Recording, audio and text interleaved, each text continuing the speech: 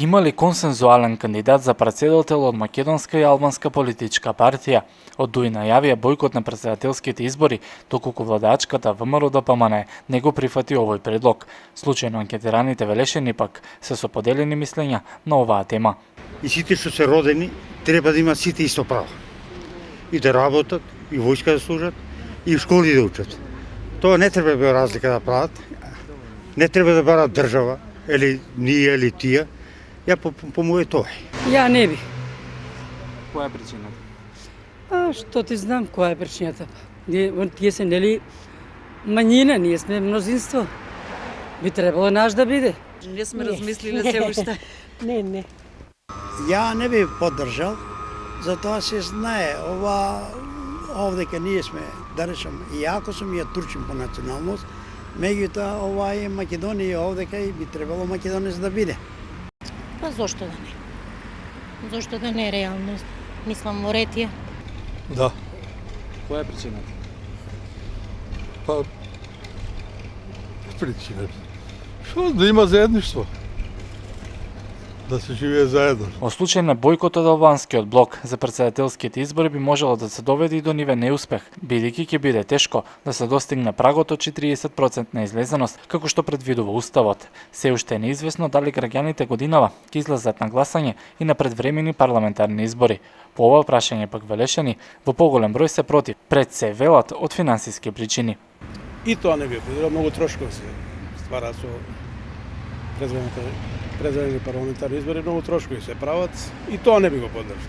Ни предвремени, ни за председател, ништо. Овие луѓе сите шо гласаме, сите џабе гласаме.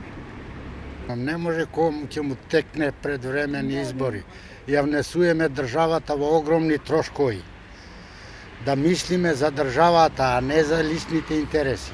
Би придржал до некаде. Која е причината? Да биде мир. Иначе, вечно ќе се расправат. Ај сега да си видиме среќата уште еднаш. При толку пати со успех, па да видиме сега може ќе има успех. Не. Владачката ВМРО-ДПМН се уште нема донесена одлука за предвремени парламентарни избори, што би се одржале паралелно со закажаните претседателски избори во април, но таа опција е отворена, велат од партијата. Инаку на претходните претседателски избори во 2009 година излезноста беше на границата, односно 42,6%.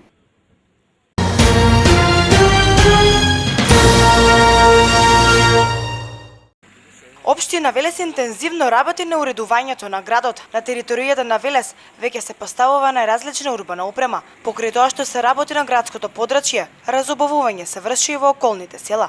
Градоначалникот Славчо Чадиев вели дека поставувањето на различниот тип урбана опрема годинава започна со поставување на ракохвати, но оние места каде има потреба од нив. Едноставно тоа се наметне од потребите од барањето на нашите сограѓани со оглед на карактеристиката на градот. Значи почнувајќи од ракохватите, веќе не имаме повеќе од 200 метри поставено ракохвати на Тоше Саздов на улицата во близината на училиштето Кирил Методи, потоа на другата страна од реката Вардар, односно на спротива популарно речено, и ќе на езерото Младост веќе на големо работиме во сегментот на проектот што го добивме по ИПА фондовите. Интензивно се работи и во околината на Велес, со оглед на тоа дека временските услови се поволни, дозволуваат да се завршат проектите за уредувањето на улиците во околните села. Од локалната самоуправа велат дека изведувачите се на терени работат на подобрувањето на условите за живот и во градот, но и во околните села. Ќе почнеме скоро да работиме во Иванковци, потоа средувањето на тој сегмент, нели, на улиците, потоа се префрламе во Каласлари, каде што очекуваме Каласлари да се даде, се изготви планската документација за средување на улиците во населеното место Каласлари. Значи цел град ќе биде распоставен во моментов со работењето токму на она согласно советот што ја донел одлуката со средување на урбана опрема.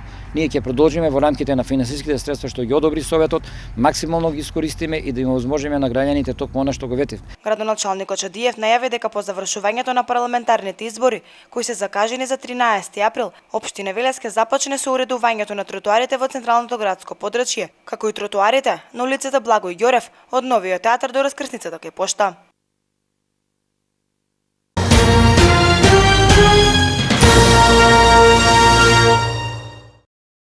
По успешно спроведената хуманитарна акција за Стојанче, вработените и учениците од Кирил и Методи започнуваат нова хумана мисија.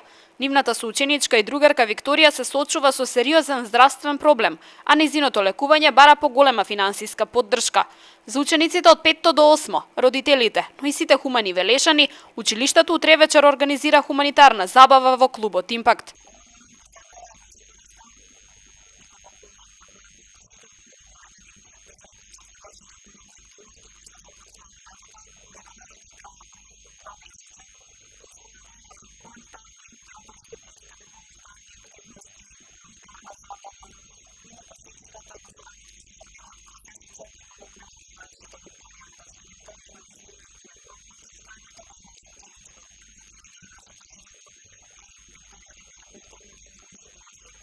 Забавата ќе започне во 19 часот. Влезниците по цена од 30 денари можат да се набават во училиштето или на самиот влез. Од Кирил и Методи очекуваат голема поддршка од сите граѓани. Целта е на Викторија да ја помогнат што поскоро да закрепне и во добро здравје да ужива во детството.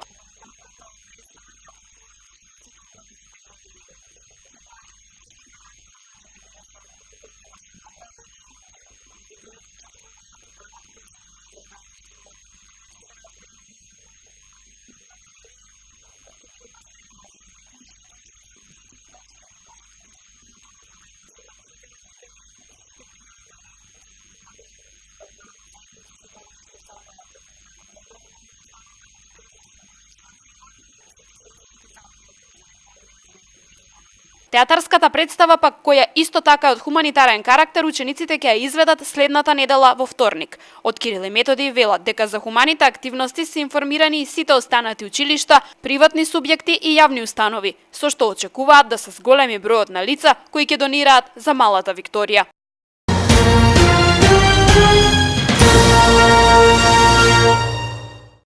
Двајца маскирани вооружени разбойници синоќа кратко пред полноќ го ограбеле казиното Адмирал на улицата 8 септември во Велес, соопшти Министерството за внатрешни работи. Разбойниците со огнено оружје им се заканеле на двете вработени во казиното и успеале да одземат околу 2000 евра. Со украдените парите избегале во непознат правец. Од секторот за внатрешни работи Велес информираат дека нивните служби работат на пронаоѓање на разбойниците. Инаку и на 11 август минатата година беше ограбено казиното Адмирал. Тогаш разбойниците земале 4500 евра.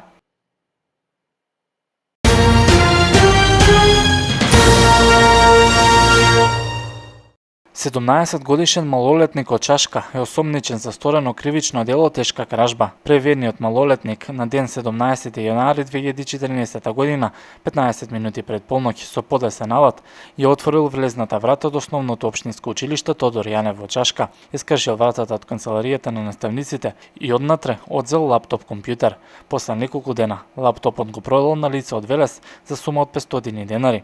Со потврда за вратени предмети, лаптопот е вратен на оштетените. Секторот за внатрешни работи од Велес во соработка со основното јавно обвинителство поднесе кривична пријава против 17-годишниот малолетник.